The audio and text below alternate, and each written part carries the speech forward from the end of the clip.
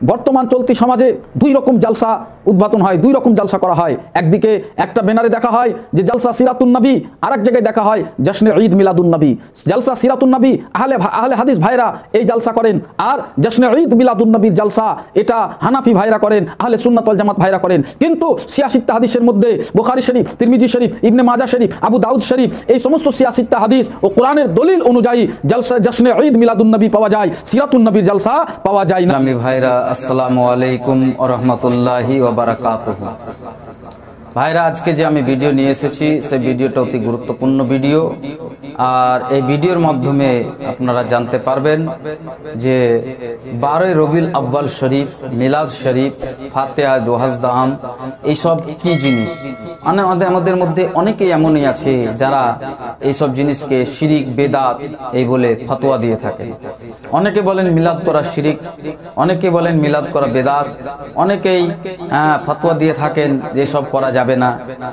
12 রবিউল আউয়াল শরীফের জালসা জুলুস এইসব করা যাবে না, মিলাদ করা যাবে না। তো ভাইরা আমার, আজ যে আমি আপনাদের সম্মুখে নিয়ে এসেছি যে ভিডিও, এই ভিডিওর মাধ্যমে আপনাকে কিছু রেফারেন্স দিব, সিয়াসিত্তা হাদিস থেকে, কোরআন থেকে দলিল দেব, যার মধ্যে আপনি পাবেন যে এই মিলাদ শরীফ করা, 12 রবিউল আউয়াল শরীফ করা, জশ্নে ঈদ মিলাদুন্নবী করা, এইগুলো শরীয়তের মধ্যে জায়েজ আছে না নাই। এর যদি জায়েজ থাকে তাহলে এর দলিল কি আছে, আর যদি জায়েজ না থাকে তার দলিল কি আছে।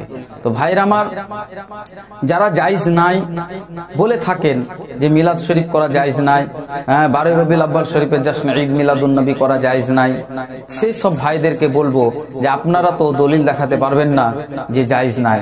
কিন্তু আমি আজকে আপনাদের সম্মুখে কিছু সংখ্যক দলিল নিয়ে এসেছি, যতটা আমার জ্ঞানের মধ্যে ততটা আমি দলিল নিয়ে এসেছি আপনাদের সম্মুখে।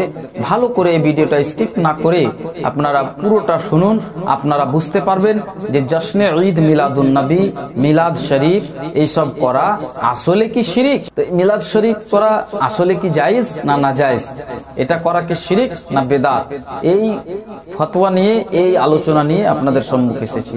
তাহলে বন্ধুগণ আমার, চলুন আসুন তাহলে ইসলামী দরদে ভাতৃবৃন্দুরা, ভাইরা আমার, তাহলে চলুন শুরু করা যাক যে মিলাদ শরীফ করা জায়েজ না নাজায়েজ। মিলাদ শরীফের মানে অর্থ কি, কি বুঝায় মিলাদ শরীফের মানে। তাহলে ভাইরা আমার, মিলাদ, এই মিলাদ শব্দটি এসছে মৌলুদ থেকে, আর মৌলুদ শব্দের অর্থ হলো বিলাদত, ইয়ানি জন্ম। এই তিনটি শব্দ, মিলাদ, মৌলুদ আর বিলাদাত, এই তিনটি শব্দ, আর তিনটি কিন্তু একই, মিলাদ, মৌলুদ আর বিলাদাত। একটু লক্ষ্য করে শুনবেন, এই তিনটি শব্দের মানে কিন্তু একটাই। তার মানে কারো জন্ম হওয়ার কথাকে মিলাদ বলা হয়। কেউ যখন জন্মগ্রহণ করে সেই জন্ম হওয়ার কথাটাকে মিলাদ বলা হয়, মিলাদ শব্দ বলা হয়।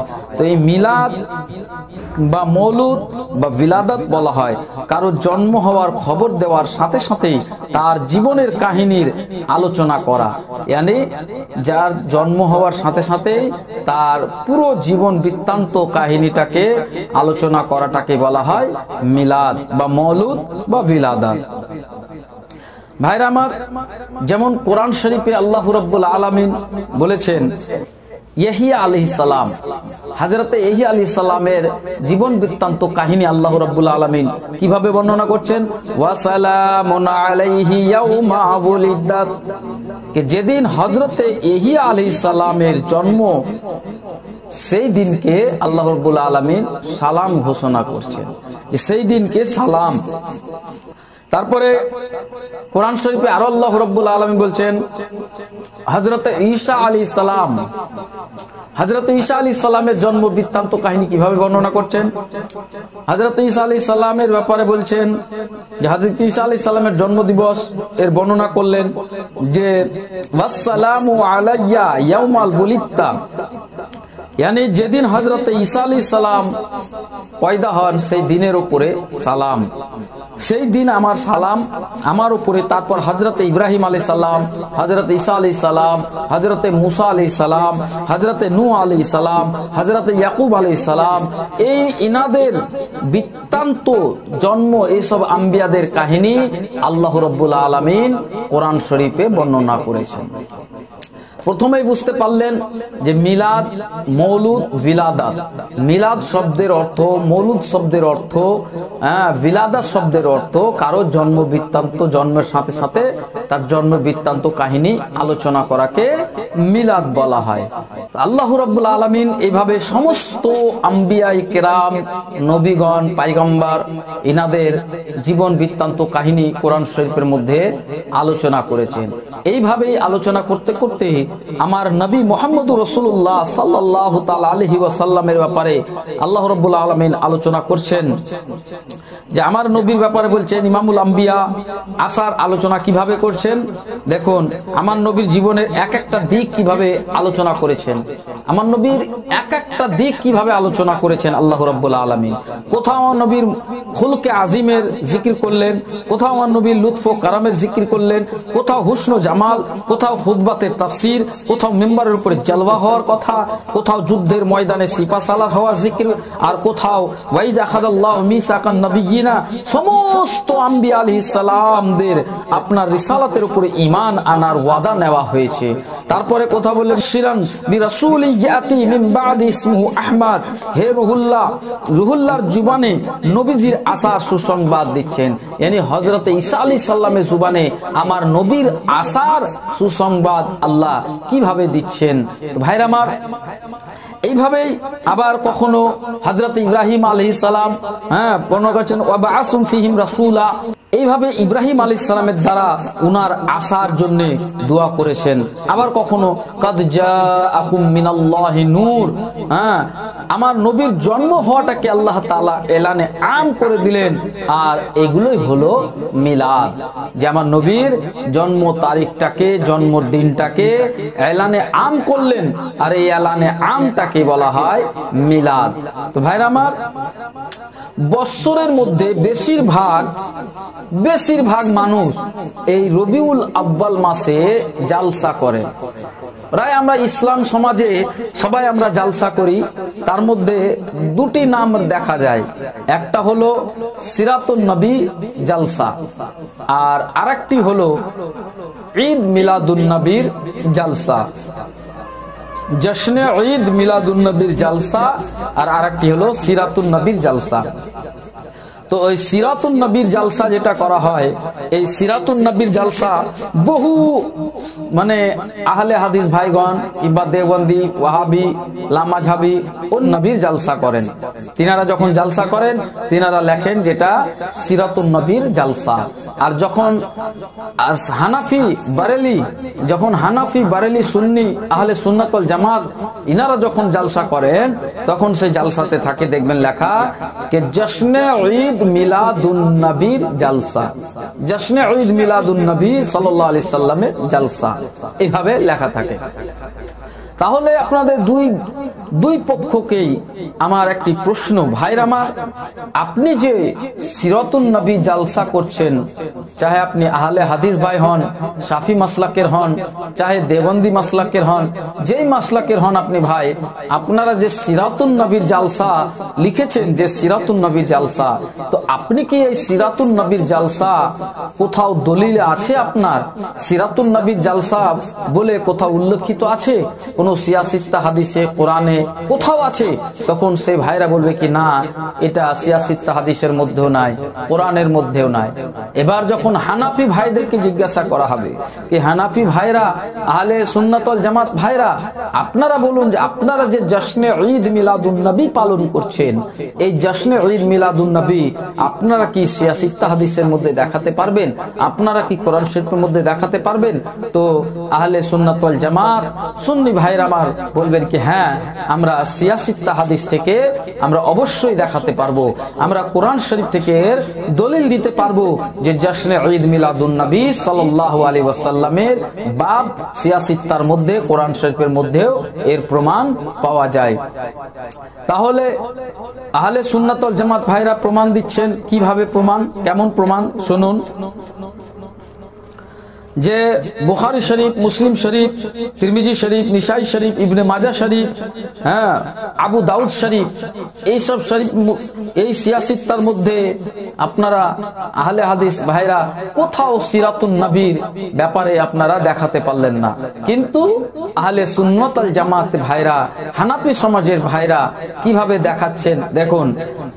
শরীফের মধ্যে বলা হয়েছে যে তিরমিজি শরীফ জিলদ 2 यानी তিরমিজি সিয়াসিত্তার মধ্যে তিরমিজি শরীফ হাদিস, এই তিরমিজি শরীফের জিলদ 2 দ্বিতীয় খণ্ড পৃষ্ঠা নম্বর 203, পৃষ্ঠা নম্বর 203 এর মধ্যে আছে বাবে মিলাদুন্নবী সাল্লাল্লাহু তাআলা আলাইহি ওয়াসাল্লাম, यानी মিলাদুন্নবী সাল্লাল্লাহু আলাইহি সাল্লামের একটা বাব আছে তিরমিজি শরীফের মধ্যে।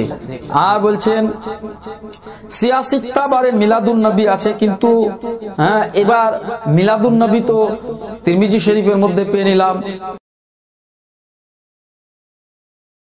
বাবে মিলাদুন্নবী সাল্লাল্লাহু আলাইহি সাল্লাম।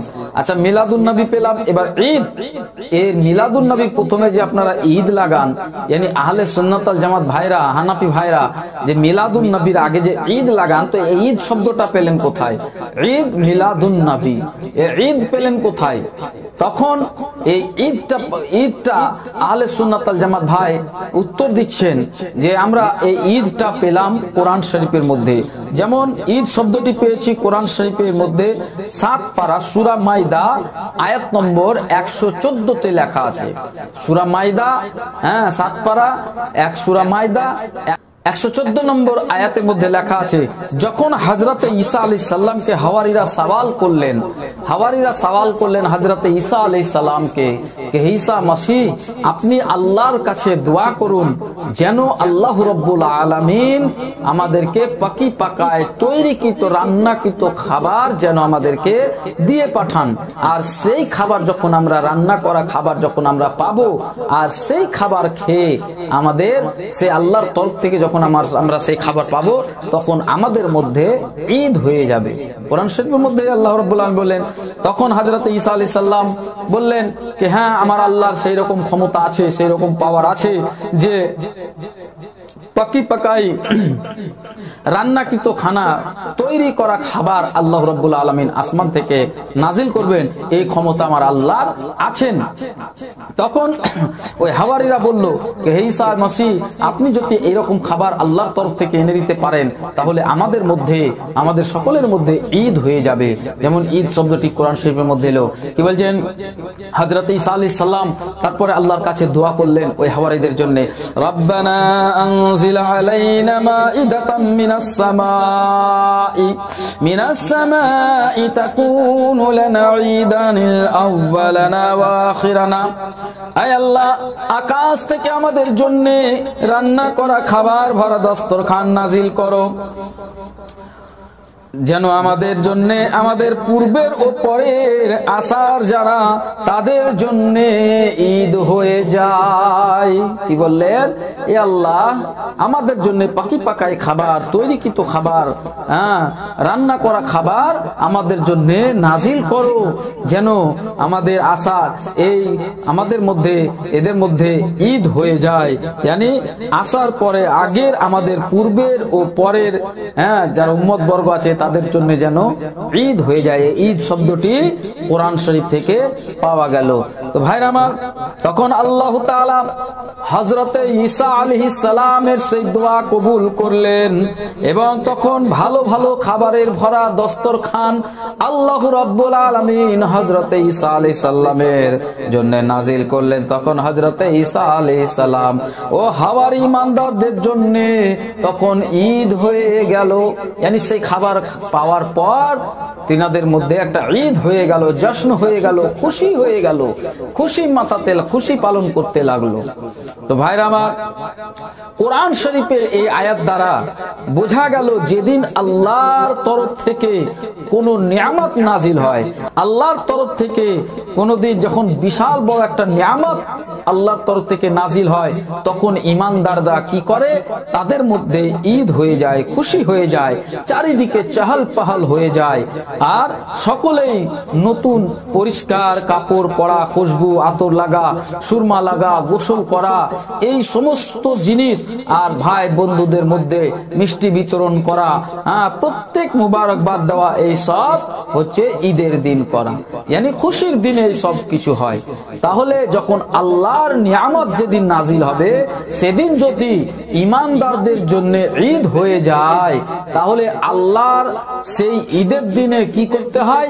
ঈদের দিনে বললাম সুরমা লাগাতে হয়, খুশবু লাগাতে হয়, ইত্তর লাগাতে হয়, বন্ধু বান্ধবদেরকে মিষ্টি বিতরণ করতে হয়, তারপরে একে অপরে বন্ধু বান্ধবের সাথে মুবারকবাদ দিতে হয়, নতুন নতুন পরিষ্কার কাপড় পরিধান করতে হয়, এগুলা সব ঈদের দিন করতে হয়। তাহলে যেদিন ঈমানদারদের ঈদ হয় সেদিন তো এই সব করবে, তারা ভালো ভালো খাবার খাবে, বন্ধু বান্ধবদের মধ্যে মুবারকবাদ দিবে, নতুন নতুন জামা কাপড় পরবে, ইতার খুশবু লাগাবে, এই তো করবে।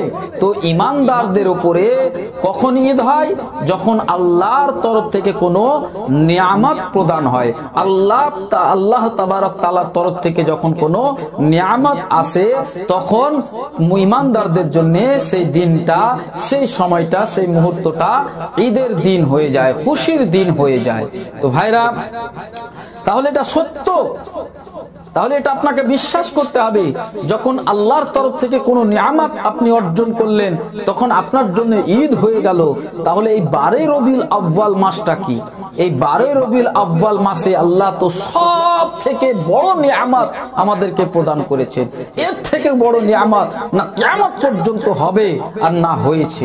কোন নিয়ামত নেই। 1,02,24,000 পয়গম্বর এই পৃথিবীর বুকে আবির্ভাব হয়েছেন, আগমন করেছেন, কিন্তু আল্লাহ রাব্বুল আলামিনের কাছে সব থেকে বড় নিয়ামত, সব থেকে যেটা বড় নিয়ামত, সেটা হলো আমার নবী মুহাম্মদুর রাসূলুল্লাহ সাল্লাল্লাহু তাআলা আলাইহি ওয়াসাল্লাম। তাহলে ভাইরা, ওর আহলে হাদিস ভাইরা, দেবন্দী ভাইরা, আরো বিভিন্ন ভাইরা যারা মিলাদকে, এই ফাতিহাকে, ঈদকে, যারা এইসব খুশির দিনকে যারা বেদাত শিরক বলে ফতোয়া দিয়ে থাকেন, একবার ভাবুন তো, একবার চিন্তা করুন তো, যে আমাদের কাছে নবী মুহাম্মদুর রাসূলুল্লাহর চাইতে আর কি বেশি বড় নিয়ামত আর কিছু আছে? যখন আর কোনো কিছু নিয়ামত এর চাইতে আর কোনো নিয়ামত নাই, তাহলে সেই দিনটা আমাদের খুশির দিন, সেই দিনটা আমাদের ঈদের দিন। সেই দিন আমরা করব কি? যে আল্লাহ রাব্বুল আলামিন তার কাছ থেকে, তার নিকট থেকে সব থেকে বড় নিয়ামত আমাদেরকে প্রদান করেছেন, যে আমার নবী মুহাম্মদুর রাসূলুল্লাহ সাল্লাল্লাহু তাআলা আলাইহি ওয়াসাল্লামকে আমাদের মাঝে পাঠিয়েছেন, এই পৃথিবীর বুকে পাঠিয়েছেন। আজ যখন নবী মুহাম্মদুর রাসূলুল্লাহ সাল্লাল্লাহু তাআলা আলাইহি ওয়াসাল্লাম এই 12 রবিউল আউয়াল শরীফে যখন তারিখে যখন আগমন করেছেন, আবির্ভাব হয়েছেন, তখন আমাদের সেই দিনটা খুশির দিন। তা কিয়ামত পর্যন্ত যারা ঈমানদার হবে, মুমিন হবে, তারা এই দিনটাকে খুশির দিন হিসাবে পালন করবে। তো ভাইরা, তার জন্য সুন্নি, বেরেলি, হানাফি যারা আহলে সুন্নাত ওয়াল জামাতের যারা অন্তর্গত, তিনারা কি করেন? এই জশ্নে ঈদ মিলাদুন্নবীর উপলক্ষে জালসা করেন, মিলাদ করেন, মাহফিল করেন, জুলুস করেন, তারপরে ঝান্ডা ধরে জুলুস করেন, ঝান্ডা ধরে নারে তাকবীর, নারে রিসালাতের আওয়াজ বুলন্দ করেন। কোথাও নাত খানি, কোথাও কোরআন খানি, কোথাও ফাতিহা খানি, কোথাও দরুদের ধ্বনি, কোথাও ওয়াজের ধ্বনি, কোথাও নাচ শরীফের গুনগুনাহাট, কোথাও চিনচিরাহাট। এইভাবে কত আনন্দের মুহূর্তটা, সেটা সেই দিনটা কত আনন্দে কাটে ঈমানদারদের জন্য, মুমিনদের জন্য, মুসলমানদের জন্য। ভাইরা, আপনারা উপর থেকে কেন এই শিরিকের ফতোয়া, বিদাতের ফতোয়া এইভাবে দিয়ে থাকেন, হারাম হারাম করে থাকেন, যে জুলুস করা হারাম, মিলাদ করা হারাম, ফাতিহা করা হারাম, দরুদ পড়া হারাম। আপনারা এগুলো যতটা হারাম হারাম বলছেন, একটারও দলিল নাই যে কোথাও আপনি দেখাতে পারবেন না যে ফাতিহা করা হারাম, কোথাও আপনি দেখাতে পারবেন না যে দরুদ পড়া হারাম, কোথাও আপনি দেখাতে পারবেন না যে নাচ শরীফ পড়া হারাম, কোথাও আপনি দেখাতে পারবেন না যে কোনো নবী, কোনো ওলি, কোনো পীর, গাউস, আব্দাল, কুতুব, কোন পয়গম্বরের জীবন বৃত্তান্ত কাহিনী শোনাটাকে হারাম, আপনি ফতোয়া কোনো জায়গায় দেখাতে পারবেন না, না শিয়াসিত্তা হাদিসের মধ্যে আর না কোরআন শরীফের মধ্যে। ভাইরা আমার, দরুদ শরীফ যদি পড়ার কথা হয় তাহলে আপনি কোরআন শরীফ ও দরুদ শরীফ পড়ার হুকুম আছে, কোরআন শরীফও দরুদ পড়ার হুকুম আছে। আল্লাহ নিজে দরুদ পড়েন, ফারিস্তাদের সঙ্গে নিয়ে পড়েন, আমাদেরকে হুকুম করেছেন দরুদ পড়ার জন্য। সিয়াসিত্তার ভরি ভরি হাদিসের মধ্যে লেখা আছে। তারপরে দরুদের পরে আরো নাত শরীফ, কারণ কোরআনটাই তো পুরো নাত শরীফ। আপনি নাত শরীফ কোথায় করছেন? নাত শরীফ পড়া শিরক, বেদাত, ফতোয়া করছেন। কোরআনটাই তো পুরো নাত শরীফ। দেখুন কোরআন শরীফের মধ্যে পুরো শেষের মধ্যে কেমন মিল আছে। বিসমিল্লাহির রহমানির রহিম, কুল আউযু বিরাব্বিন নাস মালিকিন নাস ইলাহিন নাস মিন শাররিল ওয়াসওয়াসিল খান্নাস আল্লাযী ওয়াসবিসু ফি সুদুরিন নাস মিনাল জিন্নাতি ওয়ান নাস। এইভাবে আপনি পুরো কোরআন শরীফ আপনি মিল পাবেন। আর এইভাবে নাতের মতো, यानी পুরো কোরআনটাই তো নাত শরীফ বলা হয়েছে, যে পুরো কোরআনটাই তো নাত শরীফ। তাহলে নাত শরীফ আপনি কিভাবে শিরিকের ফতোয়া দিয়ে লাগাতে পারেন? তো ভাইরা, তাহলে চলুন আর একটু আগে যাই। যে আমরা যেটা ঝান্ডা ব্যবহার করি, আহলে সুন্নাত ওয়াল জামাতেরা যে সব ঝান্ডা জুলুসের জন্য ঝান্ডা বের হয়, এই ঝান্ডাটা আপনি কোথায় পেলেন?